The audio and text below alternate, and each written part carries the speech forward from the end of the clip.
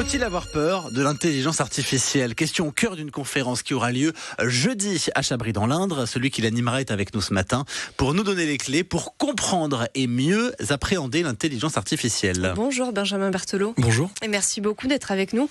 Vous êtes conseiller numérique de la BGE pour la communauté de communes Chabris, Pays de Bazel.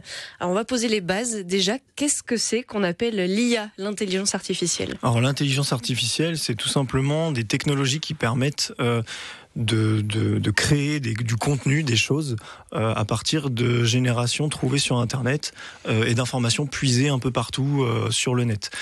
L'idée, c'est d'avoir un logiciel, un appareil qui permet d'aller puiser dans une source d'informations plus ou moins grande pour générer du contenu.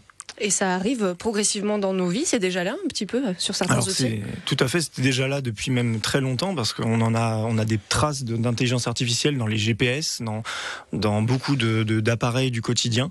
Donc effectivement, ça fait très longtemps. La seule différence, c'est que là aujourd'hui, elle se perfectionnise et elle s'améliore de jour en jour. Et on sent qu'on est en pleine révolution. Quels usages on peut imaginer à l'avenir encore qui arrivent ? Alors, à l'avenir, on va pouvoir utiliser l'intelligence artificielle sur plein d'aspects, comme par exemple la gestion d'un planning pour, par exemple, une mère au foyer qui aurait ses enfants à gérer toute la semaine. On peut largement imaginer que l'intelligence artificielle peut lui générer un planning pour les plats, pour l'organisation des journées, tout au long de la journée. Ça peut être aussi pour un auto-entrepreneur qui n'aurait pas de secrétaire et qui aurait besoin d'une gestion administrative. Effectivement, l'intelligence artificielle va pouvoir faire énormément de choses et de soutien auprès d'énormément de public. Donc c'est un formidable outil pour nous simplifier la vie, pour aller plus vite sur certaines tâches qui peuvent être un peu lourdes. Ça, vous le disiez, ça peut aussi accompagner les entreprises. Ça, elles se préparent à l'utiliser. Alors nous, on essaye de les orienter vers ça, effectivement, parce qu'on sait que c'est l'avenir et que tout va aller de plus en plus vite, mais tout va être aussi de plus en plus simple avec l'intelligence artificielle. Donc pourquoi s'en priver, tout simplement.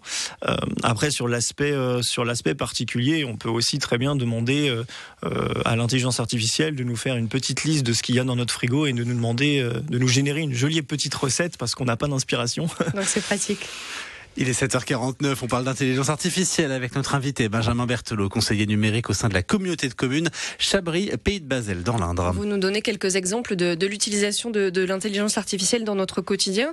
C'est à la fois passionnant tout ce qui se développe et un petit peu vertigineux, l'arrivée de cette technologie quand même, ça peut faire peur. Tout à fait. Tout à fait, surtout avec les médias aujourd'hui, on en parle énormément et aujourd'hui je tiens vraiment à démystifier la bête noire, c'est-à-dire qu'il y a énormément de choses positives avec l'intelligence artificielle.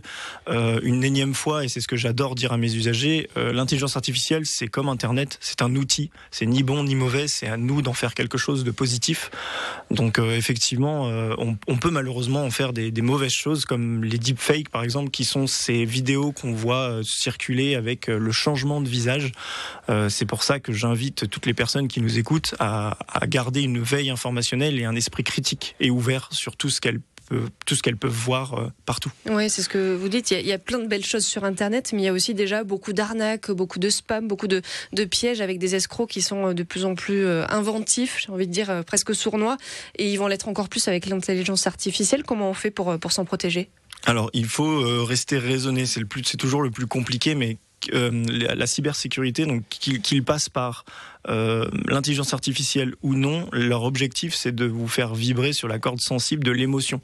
L'objectif c'est de jouer sur vos sentiments. Des petits prix par exemple pour acheter des choses sur Internet. Ça peut être des petits prix ou ça peut être aussi vous présenter un petit enfant triste et en manque de besoins financiers, et donc on va vous appeler à participer à une cagnotte de dons qui en fait est pour un enfant totalement fictif généré par intelligence artificielle. Donc il faut encore plus acquérir ces réflexes de se poser la question qu'est-ce que c'est cette image, d'aller vérifier si c'est une vraie image, d'aller lire des articles de journaux par exemple quand on va passer à une info, vérifier toujours sur Internet. Toujours vérifier. C'est encore plus primordial aujourd'hui dans la société de surinformation qu'on a. C'est très très très important de vérifier les sources et surtout de garder une veille et un esprit critique, toujours du recul sur les décisions. À partir du moment où c'est les sentiments qui parlent, ça devient trop compliqué. C'est là qu'il y a le piège justement. justement, vous allez animer une conférence sur ce sujet jeudi à Chabris pour expliquer tout ça. Alors cette conférence, elle est complète, je crois, mais la bonne nouvelle, c'est qu'il y en aura d'autres. Tout à fait. On a prévu de refaire la même chose à Busancé au mois d'avril, le 24 avril, jeudi. Donc n'hésitez pas à vous inscrire. Ouvert à tout le monde pour venir poser ses questions, pour justement prendre les bons réflexes. Tout à fait. On est 2 animateurs, donc Yann Baptiste qui est le conseiller numérique de Vatan pour la communauté de communes de Vatan et moi-même qui animons du coup ces conférences. Et j'ai 2 autres collègues qui sont chargés de tout le nord du 36.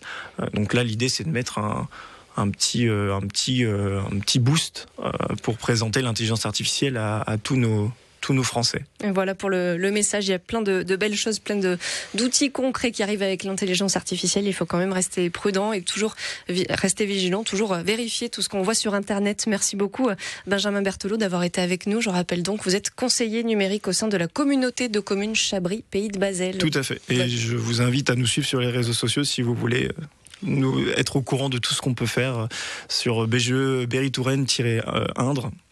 Antenne de l'Indre, voilà, sur les réseaux sociaux, Facebook, LinkedIn, Instagram. Le message est passé. Merci beaucoup. Bonne journée.